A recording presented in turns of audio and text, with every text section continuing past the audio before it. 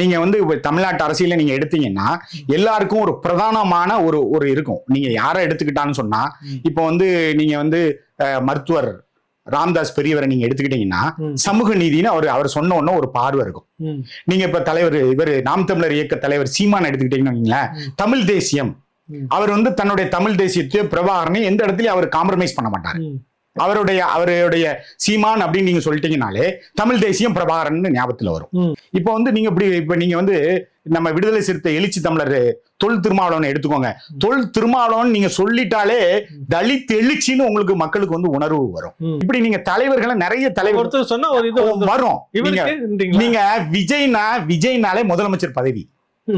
விஜய் அரசியல் என்னது? பதவியை பிடிக்கிறது. நான் இது சொல்ல வேண்டாம் நினைச்சேன், இருந்தாலும் நீங்க கேட்டதுனால சொல்றேன். 30 ஆண்டுகள் சினிமால சம்பாதித்ததை விட 2026 தேர்தலில் அதிகமாக சம்பாதிக்க திட்டமிட்டு இருக்காரு.